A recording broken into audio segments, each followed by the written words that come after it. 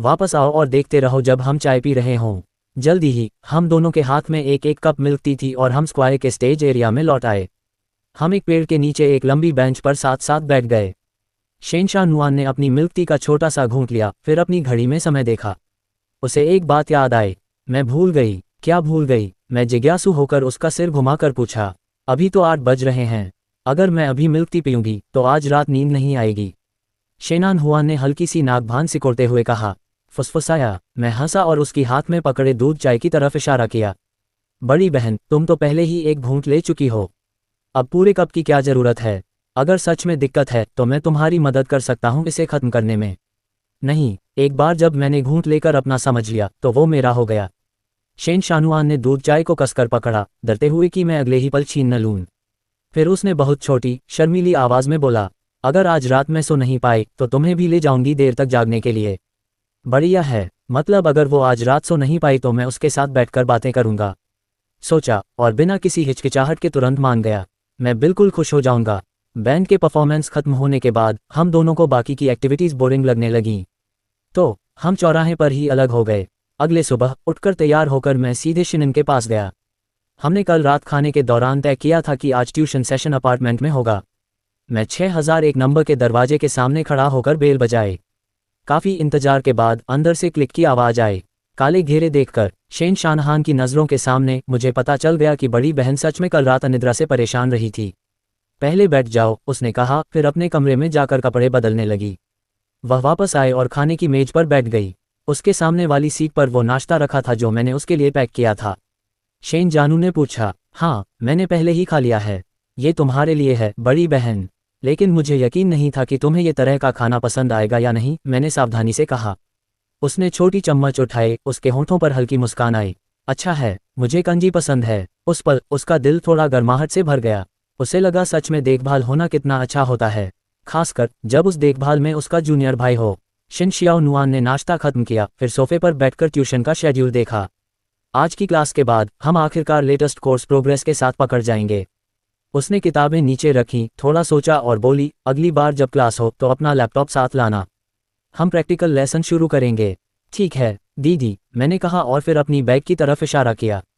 सच कहूं तो मैं हमेशा अपना लैपटॉप लेकर आता हूं। कोई जल्दी नहीं है, पहले तुम इस पार्ट को अच्छे से समझ लो, फिर आगे बढ़ेंगे, उसने गंभीर होकर कहा। उसके बाद शहंशाह ने किताबें खोलकर पढ़ाना शुरू किया। लगता था कि उसने कल रात ठीक से नींद नहीं ली थी, क्योंकि वह बार बार झोंकती रही और थोड़ी अस्वस्थ सी लग रही थी। दीदी, जब तक आप थोड़ा आराम कर लो मैं थोड़ा पढ़ता हूँ, मैंने मुस्कुराते हुए कहा। ठीक है, जब खत्म कर लो तो बुला लेना। पढ़ रही हूँ, उसने कहा। फिर शहंशाह नुआन सोफे पर लेट गई, छोटे भाई के पन्ने पलटने की आवाज़ सुनते हुए और उसके पास होने की सुरक्षा महसूस करते हुए। वह जल्दी ही सो गई। कुछ देर बाद मैंने धीरे से सिर उठाया और चुपचाप शहंशाह की खूबसूरत साइड से उसकी शक्ल देखी। मुझे नहीं पता कितना वक्त बीता, लेकिन वह आखिरकार जाग गई। उस पर कंबल था और बालकनी की फर्श से छत तक खिड़कियों पर पर्दे खींचे हुए थे। उसे ठीक से पता नहीं था कि समय क्या हुआ होगा। दीदी, आप जाग गईं, मैंने कहा, फिर हाथ बढ़ाकर उसे 2 टिश्यू दिए, जानबूझकर अपनी नज़र एक खास जगह की तरफ घुमाई। उसने चेन लेस दैन अंग ग्रेटर दैन की नज़र का पीछा किया और सोफे पर एक गीला धब्बा देखा जहां वो सो रही थी। जैसे ही वो पहुंचने वाली थी, मैंने उसे अचानक बीच में रोक दिया। दीदी, ये टिश्यू यहाँ के लिए हैं, मैंने अपनी ही मुंह के कोने की तरफ इशारा करते हुए कहा। शहंशाह ने होंठ सिकोड़ लिए और धीरे से एक छोटा ओ बोला। उसका चेहरा लाल हो गया। उसने टिश्यू लेकर उसके मुंह के कोने से बची हुई लार पोंछ दी। बड़ी दीदी, अभी दोपहर का खाना है, क्या खाएं? उसके जवाब का इंतजार किए बिना मैंने बेझिझक पूछा। मुझे फ्राइड राइस खाना है। क्या मैं बना सकती हूँ? उसने खाना बनाने का फैसला किया है और अब उसे खाना चुनने का भी मौका मिला है। फिर भी शहंशाह नुआन ने हल्की सी मुस्कान के साथ धीरे धीरे कहा, तुम बना सकती हो। फिर उसने मेरी तरफ मुड़कर पूछा, तुमने अपना लैपटॉप नहीं लाया? मैं तुम्हें कुछ जरूरी सामग्री भेज देती हूँ। लांचुआन कप, कुछ पुरानी प्रतियोगिता के सवाल हैं जिन्हें तुम पहले ट्राई कर सकते हो। बढ़िया, मैंने मुस्कुराते हुए जवाब दिया, फिर अपना लैपटॉप बैग से निकाला, लेकिन अचानक मेरी आईडी कार्ड शहंशाह के पैरों के पास गिर गई। जब उसने उसे उठाया तो उस पर लिखा जन्मदिन उसकी नज़र में आ गया। लगता है जूनियर भाई का जन्मदिन करीब है, ये सोचते ही उसका दिल थोड़ा धड़क गया। बाकी समय मैं उस प्रतियोगिता के मटेरियल और सवालों को देखता रहा जो उसने मुझे भेजे थे। मेरी नज़रें बार बार इधर उधर भटक रही थीं, रसोई में व्यस्त शख्स की तरफ। दोपहर में बड़ी बहन को अपनी शिफ्ट के लिए कॉफ़ी बुक स्टोर जाना था, इसलिए मैंने दोपहर के खाने के बाद स्कूल लौट आना तय किया।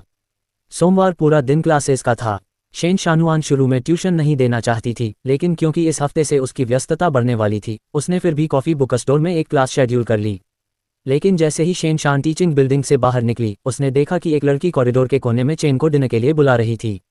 वह लड़की, वो भी पहली बार की छात्रा थी और हाल ही में स्कूल की सबसे खूबसूरत लड़की बनी सू चेनजिन, जिसके बारे में ये भी अफवाह थी कि वो chain less than and greater than की गर्लफ्रेंड है। चेन के कार एक्सीडेंट से कुछ दिन पहले किसी ने सू चेनजिन को उसकी लग्जरी कार में चढ़ते देखा था और तभी से दोनों के बारे में बातें फैलने लगीं। चेनजिन ने कहा, माफ़ करना, मेरी एक अपॉइंटमेंट है और बाद में भी कुछ काम है। मैंने शालीनता से इनकार कर दिया। फिर चेनशिन ने आसपास देखा और जब उसने पक्का कर लिया कि कोई और पास नहीं है, तो उसने हिम्मत जुटाई। पूछना था, तुम मुझसे क्यों टल रही हो? क्या बस उस रात जो हुआ था उसके वजह से? उसने कई बार मुझसे मिलने को कहा था, लेकिन मैं हमेशा कोई न कोई बहाना बना के टाल देता था। मेरा दिल पहले ही परी ट्यूटर के लिए धड़कता है। जेनसन, मैं तुम्हें टालने की कोशिश नहीं कर रहा हूँ। सच में मेरी एक मीटिंग है। माफ़ करना। जैसे ही मैं बोलना खत्म किया, एक जाना पहचाना चेहरा पास से चला आया। सीनियर बहन, मुझे लगा था कि आप पहले ही खाने चली गई होंगी, मैंने शेन शियावान से हंसते हुए कहा, खड़े होकर उसके सामने। मैं अब जा रही हूँ। चलो, उसने शांत अंदाज में कहा, अनजाने में सू शेनशिन की तरफ नजर डालते हुए। हम दोनों को जाते देखकर सुएनिन के चेहरे पर निराशा साफ दिख रही थी। उसने तुरंत सब समझ लिया। दूसरी तरफ मैं सीनियर सिस्टर के साथ स्कूल के बाहर चल रही थी। हम दोनों ने साथ में डिनर किया, फिर कॉफ़ी बुक स्टोर की तरफ बढ़े। शेन शियाओआन ने मुझ में देखा और कहा, मुझे तुमसे कुछ पूछना है। मैंने सू चेनशिन के बारे में सुना है, जो पहली साल की स्टूडेंट है। नई स्कूल की खूबसूरती, क्या तुम उसके बहुत करीब हो? मैंने बाल खुजलाए और सिर हिलाते हुए धीरे से कहा, वो ठीक है। हम ज़्यादा करीब नहीं हैं। अपनी बहन को देखा। शेन शियाओन ने अपने कदम धीमे किए और नाजुक आवाज़ में पूछा, सुना है स्कूल शुरू होने के कुछ देर बाद एक खास रात को तुम्हारे दोनों के बीच कुछ हुआ था। क्या ये अफवाहें सच हैं? एक है अमीर सेकंड जनरेशन नई स्टूडेंट जो स्पोर्ट्स कार से स्कूल आती है, और दूसरी है लड़की जो नई स्कूल की रानी बनी है। सुंदरता बस कुछ ही दिनों में दिखने लगी। एक को सुंदरता की चाह थी और दूसरे को दौलत का लालच। जब उसने मेरी तरफ जिज्ञासु नज़र से देखा तो मैं थोड़ा हिचकिचाया और फिर बोला, मैं स्कूल जा रहा था। तभी रास्ते में सू चेनशिन को रोते हुए देखा, जो एक टैक्सी को पकड़ने की कोशिश कर रही थी। मैंने गाड़ी रोकी और पूछा, क्या मदद चाहिए? वह गाड़ी में आए और मुझसे कहा कि आगे वाली टैक्सी को पकड़ो। बाद में हम सड़क पर ट्रैफिक में फंस गए, लेकिन दूसरी तरफ वाला फिर भी एयरपोर्ट सिक्योरिटी से निकल गया। हमारे सामने उसने मुझसे कहा, टैक्सी में जो शख्स था वो उसका पिता था। अपने पूंजी के झंझटों की वजह से वो कर्ज से बचने के लिए देश छोड़कर भाग रहा था, अपनी माँ और उसे छोड़कर।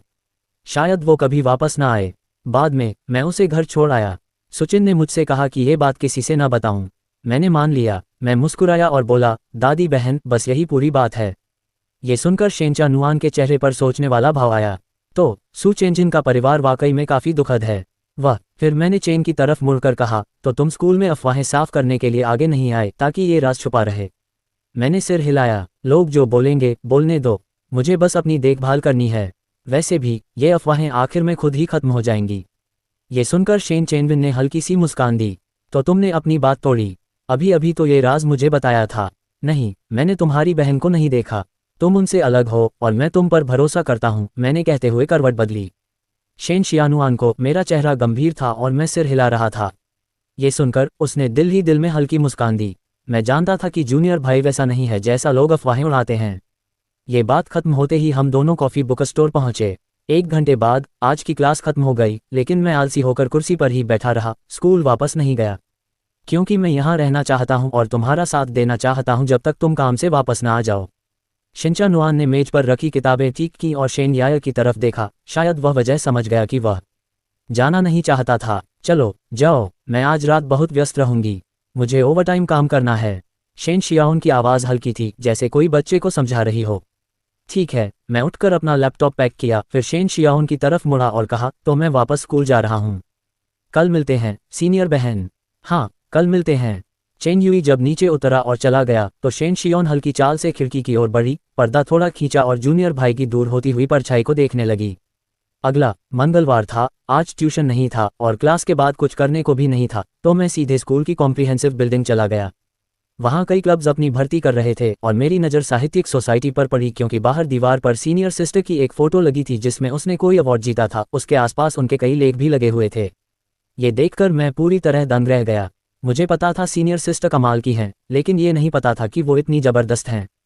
तभी पीछे से सु चेनशिन आ गया और मेरे पास चलकर आया। मुस्कुराया। चेन, वाह, फिर मिले। मुझे नहीं लगा तुम्हें साहित्य में दिलचस्पी होगी, या फिर तुम्हें साहित्य से जुड़ा कोई शख्स पसंद है। सुना है तुमने लुआन कप के लिए भी नाम लिखा है। अफसोस की सीनियर बहन शेन आज यहाँ नहीं है। मैं कुछ कहता, तभी सु चेनशिन की आवाज़ में एकदम बदलाव आया और उसने सीधे तीखे सवाल पूछ लिया। तो चेन यी, क्या तुम्हें सीनियर बहन शेन पसंद हैं? मेरा चेहरा थोड़ा जम गया और दिल अनायास ही थोड़ा घबराने लगा। मुझे उम्मीद नहीं थी कि वह ऐसा पूछेगी। सीधे साधे, हाँ, तुम हिचक रहे थे। तुम्हारी आंखों की नज़र और चेहरे के हल्के से इशारे से ही मैं जवाब जान गया था। फिर उसने गंभीर होकर कहा, वरिष्ठ बहन शेन हांगकांग यूनिवर्सिटी की मशहूर सुंदरियां हैं। सिर्फ मुकाबला जीतने या कुछ खाने पीने के पैसों से उन्हें मनाना मुश्किल है। ये सुनकर मैं सीधे सु चेनशिन की तरफ देखने लगा। मेरा चेहरा गंभीर था। मुझे वरिष्ठ बहन पसंद है, लेकिन मैं भी उन्हें समझने और उनसे मेल खाने की पूरी कोशिश कर रहा हूँ। और हाँ, मैं उनका सम्मान भी करूँगा। मैं बोलना खत्म कर चुका था तो सु चेनशिन ने धीरे धीरे मेरी तरफ सिर हिला दिया। मैं समझ गई। फिर वह मुली और साहित्य समाज के कमरे में चली गई। हमें दोनों को पता भी नहीं था कि बगल की क्लासरूम में शेन शियावान दरवाजे के पीछे खड़ी थी। उसके गाल शर्म से लाल हो रहे थे। वह बस गुजर रही थी, साइड एंट्रेंस से कुछ देखने का मन बना रही थी, लेकिन अचानक जूनियर भाई की इजहारे मोहब्बत सुन बैठी। कॉम्प्रिहेंसिव बिल्डिंग से निकलकर मैं स्कूल के रास्ते पर बेधड़क टहल रहा था, दिल में कुछ खालीपन सा महसूस करते हुए। मैं चलता रहा, बाग में गया, एक पेड़ के सहारे टिका, फ़ोन निकाला, थोड़ी देर रुककर टाइप किया, सीनियर सिस्टर, क्या आप कैंपस पर हो? ज़्यादा दूर नहीं। शेन शान वहुआन ने फ़ोन उठाया, मैसेज देखा, हल्की सी मुस्कुराहट आई और जवाब दिया, मैं तुम्हारे ठीक पीछे हूँ। उसका मैसेज देखकर मैं हंस पड़ा। सीनियर सिस्टर ने भी झूठ बोलना और लोगों को चकमा देना सीख लिया है। मेरे पीछे तो साफ एक पेड़ ही है। मैं वीडियो बनाकर दिखाऊंगा। कब से सीनियर सिस्टर इतनी शरारती कैसे हो गई? मैं चुपचाप बड़बड़ाते हुए शूट की तैयारी कर रहा था कि अचानक अपने फ़ोन की स्क्रीन पर शेन शान की परिचित शक्ल देख ली। पेड़, सीनियर सिस्टर पेड़ बन गई। वह मेरे पास खड़ी थी, चेहरा शांत था, कुछ नहीं बोल रही थी, लेकिन दिल में बड़बड़ी कर रही थी, कभी इतनी खूबसूरत पेड़ देखी है। मैं शेन शान की तरफ चमकती मुस्कान के साथ देखता हुआ बोला, सीनियर सिस्टर आप यहाँ कब आ गई? ओह, मैं तो पूरे समय कैंपस में थी, बस तुम्हें खोए हुए देख लिया था। मैं यहाँ थी, इसलिए आ गई, उसने शर्माते हुए जवाब दिया। अच्छा, अनजानी मुलाकात तो किस्मत होती है। चलो, मैं तुम्हें मिल्क टी पिलाता हूँ। मेरी पहले की उदास मनोदशा तुरंत गायब हो गई और मेरा ध्यान अब पूरी तरह से सीनियर बहन पर था। शेन चानुआन ने मुझे देखा और कहा, तुम मुझे मिल्क टी पिलाओ, मैं तुम्हें डिनर पर ले जाऊंगी। बताओ, क्या खाना चाहोगे? मैं वही खाना चाहता हूँ जो सीनियर बहन खाना चाहें। इसके बाद हम दोनों अपने मिल्क टी लेकर स्कूल के बाहर सड़कों पर घूमने निकल पड़े एक सीक्रेट रूम गेम के लिए। एक शाम, आज की पढ़ाई खत्म करके हम दोनों कॉफ़ी शॉप से बाहर निकले। थोड़े कदम चलने के बाद शेन शियाओनुआन ने चेन से कहा, चून की जूनियर ब्रदर लगातार ट्यूटरिंग में एक्टिव हैं, क्लास में सीरियस हैं और पढ़ाई भी ठीक ठाक कर रहे हैं, इसलिए सीनियर सिस्टर ने तुम्हें डिनर पर ले जाने का फैसला किया है। खुश हो? मैंने सिर खुजलाते हुए थोड़ा शर्माते हुए कहा, बिल्कुल खुश हूँ। लेकिन सीनियर सिस्टर, क्या मैं थोड़ा अलग तरह का डिनर चाहिए? थोड़ा अलग डिनर चाहिए, समझ गया। छोटा भाई मुझसे खाना बनवाना चाहता है। ये रिक्वेस्ट थोड़ी अचानक है, लेकिन ठीक है, कर सकते हैं। हालांकि जैसे ही वे गीले बाजार के पास पहुंचे, शेन शान को अचानक डिलीवरी की कॉल आई और वह पहले पैकेज लेने चला गया। मैं अकेला बाजार में गया, थोड़ी खरीदारी करने की सोचकर, ताकि बाद में वो मुझसे पैसे देने को झगड़ा न करे। लेकिन जब मैं वापस आया तो कॉम्प्लेक्स के गेट पर मैंने शेन शाहवान को ठंडी नज़रों से टैक्सी रोकते और जल्दी जल्दी निकलते देखा। ये देखकर मुझे तुरंत पता चल गया कि तुम्हारी बहन के साथ कुछ गड़बड़ है। उसी वक्त उसने मैसेज किया, मुझे अचानक एक ज़रूरी काम आ गया है, इसलिए मैं पहले निकलती हूँ। माफ़ करना, अगर तुम भूखे हो तो पहले जाकर खा लेना। मैसेज पढ़कर मैंने थोड़ी देर सोचा और जवाब दिया, सीनियर सिस्टर, मैं तुम्हारा इंतज़ार करूँगा। लेकिन उसके बाद उसने कभी रिप्लाई नहीं किया। संदेश भेज दिया गया था। एक रेस्तरां के एक प्राइवेट कमरे में एक गंदे कपड़ों में मध्य आयु का आदमी जो धुएं और शराब की बदबू से भरा हुआ था, बैठा था। वह शेन शुवान का पिता शेन गांग था। शेन शुवान उसके बगल में ठंडी नज़रों से खड़ा था। जो कहना है कहो, मुझे क्यों ढूंढ रहे हो? सुना है अब तुम्हारी हालत ठीक है और तुम अपनी माँ को समय समय पर पैसे भेजते रहते हो, है ना? मैं तो तुम्हारा पिता हूँ, तो फिर मुझे पैसे क्यों नहीं भेजते? मेरा तो कोई पिता नहीं था, न ही मेरा तुम्हें पैसे ट्रांसफ़र करने की कोई जिम्मेदारी नहीं है, शेन शियाओहान ने ठंडे अंदाज में उसे देखते हुए कहा। ये बात सुनते ही शराब के नशे में धुत शेन गांग का गुस्सा फट पड़ा। वह अचानक आगे बढ़ा, अपना हाथ उठाया और जोरदार थप्पड़ मारा। मुझे बताओ, क्या मैं सही नहीं हूँ? मेरे बिना तुम कहाँ होते? मैं साफ साफ कहता हूँ, मुझ पर कुछ पैसे बकाया हैं और लोग अभी तुरंत कर्ज वसूलने आ रहे हैं। शेन शानुआन ने अपना चेहरा मोड़ा। उसकी आंखें धीरे धीरे सुन्न पड़ने लगीं और दिल टूट सा गया। उसने अपने पिता के लिए पूरी उम्मीद खो दी थी। मैं तुम्हें 2 दिन देता हूँ। चुनाव, या तो तुम मुझे 20,000 युआन दोगे या मैं उन्हें तुम्हारी माँ का गांव वाला पता दे दूंगी और उन्हें वहां ढूंढने भेज दूंगी। अपना मुंह बंद करो, मैं तुम्हें पैसे दे दूंगी, शेनशाह नुआन ने ठंडे अंदाज में कहा, फिर अपना फ़ोन निकाला और अपनी पार्ट टाइम नौकरी से बचाए हुए पूरे 20,000 युआन ट्रांसफ़र कर दिए। अब से कभी भी हमारी माँ और बेटी को परेशान मत करना, उसने अपनी आंखों से चेतावनी दी। फिर बिना किसी झिझक के वह मुड़ी और चली गई। जब वह स्कूल में अफवाहों से परेशान थी या जब उसकी माँ बीमार होकर बिस्तर पर पड़ा था, पैसे फिर कमाए जा सकते थे, लेकिन वह इस रिश्ते को कभी स्वीकार नहीं करेगी। जब शेन शुवान कॉम्प्लेक्स के गेट पर लौटा तो वहां कोई नहीं था। उसने जूनियर भाई के साथ खरीदारी करके खाना बनाने का वादा किया था, लेकिन वह उसे छोड़कर चला गया। ये देखकर वह नीचे पवेलियन में उदास बैठ गई और जूनियर भाई को मैसेज भेजा, प्लान टूटने के लिए सॉरी, क्या तुम स्कूल लौट गए हो? मैं तुम्हारे ठीक पीछे हूँ। ये मैसेज देखकर शेन शुवान का चेहरा जमसा गया। ये तो मेरी लाइन थी ना। HMPH, उसने सोचा, अपने अंगुली से चेन याया की प्रोफाइल पिक्चर को 2 बार छूते हुए। तुमने वो अच्छी बातें नहीं सीखी जो मैंने सिखाई, पर ये तो सीखी गई। जैसे ही वो दूसरी लाइन भेजने वाली थी, पीछे से एक आवाज़ आई, मैंने सुना था कोई मुझे मारना चाहता था, क्या सच है? एक हैंडसम, खुले दिल वाला जवान लड़का धीरे धीरे शेन शियुवान की तरफ बढ़ा। एक अनोसा एहसास तुरंत शेन शियुवान के दिल में उमड़ पड़ा। उस पल उसे अपनी नाक में जलन महसूस हुई और उसकी आंखों में आंसू आ गए। फटाफट फूट पड़ने वाला था। मैं उससे मुस्कुराते हुए बोला, दादी बहन, मैंने कहा था कि मैं तुम्हारे लौटने का इंतजार करूंगा। आज रात ये खाना जरूर खाना है। उसके मन में बहुत सारे सवाल थे, लेकिन अब कोई भी मायने नहीं रखता था। जो अहम था वो ये था कि उसके सामने खड़ा युवक वही था जिसे वो दिल से देखना चाहती थी। तभी मध्यम रोशनी में शिन शियाओ नुआन ने अनजाने में चेन की बाहों और गर्दन पर कई मच्छर के काटने देख लिए। उसने ऊपर देखकर चेन की तरफ देखा। हाँ, मैं तुमसे बात कर रही हूँ। तुम क्यों इतना बेवकूफ़? तुम ऊपर क्यों नहीं चले गए और यहाँ मच्छरों को खिला रहे थे? तुम्हें भूख नहीं लगी थी क्या? पर मच्छर पहले ही तृप्त हो गए। अब ये तुम्हारा घर है। तुम्हारी अनुमति के बिना मैं ऊपर कैसे जा सकता था? मैंने मुस्कुराते हुए कहा। इसी वक्त मैंने परी ट्यूटर के चेहरे पर साफ सुथरा ताज़ा लाल थप्पड़ का निशान देखा। मेरा दिल तुरंत कस गया और एक बेचैनी की लहर सी दौड़ गई। बड़ी दीदी का अचानक जाना जरूर उस वक्त कुछ बहुत बुरा हुआ होगा। मैंने अपनी नज़रें खोली। मुंह थोड़ा सा हिला तो था, लेकिन आखिरकार कुछ नहीं पूछा। अगर सामने वाला ऐसे मुद्दों पर बात नहीं करना चाहता तो बेहतर है कि ज़्यादा झांकना मत और बस उसके साथ ज़्यादा वक्त बिताओ। मेरी नज़र पड़ते ही शेन शैडोन अनजाने में अपना चेहरा थोड़ा साइड कर लिया और साथ ही अपना हाथ उठाकर बालों को सहला दिया ताकि थप्पड़ के निशान छुप जाएं। चलो चलें, खाने का टाइम हो गया है। 6001 में मैंने फ्रिज का प्लग खींच दिया था और उसके चेहरे के लिए बर्फ़ का पैक बनाने के लिए थोड़ा बर्फ़ निकाला था। सही समय पर शेन शान भी अपने कमरे से निकल रही थी, हाथ में कुछ लिए हुए। मच्छर भगाने वाली बोतल। हम दोनों ने तुरंत समझ लिया और फिर एक समझदार मुस्कान के साथ नज़रें मिलीं। खाने के बाद मैं शेनुआन की ओर देख रहा था। मेरा चेहरा थोड़ा संकोच भरा था और धीरे से कहा, सीनियर बहन, मैं अब स्कूल वापस जा रहा हूँ। हाँ। जब चेन लेस दैन अज्ञात ग्रेटर दैन मुड़कर जाने वाला था, उसने अचानक आवाज़ लगाई, जूनियर भाई। मैं सिर घुमाकर उसकी तरफ जिज्ञासु नज़रों से देखने लगा। थोड़ी देर हिचकिचाने के बाद शेन शेनुआन ने धीरे से कहा, अगर तुम्हारे पास कल रात टाइम हो तो हमारे घर खाना खाने आना। हाँ, मेरे पास बिल्कुल समय है। मैं मुस्कुराते हुए उसे देख रहा था। दीदी, मैं अब चल रहा हूँ, कल मिलते हैं। मैं चला गया तो शेन शानवान ने मेज पर रखे कैलेंडर की तरफ देखा। कल की तारीख पर एक स्टार बना हुआ था और कल ही चेन का जन्मदिन था। अगली सुबह शेन शान जल्दी उठकर कॉफ़ी बुक स्टोर आ गया।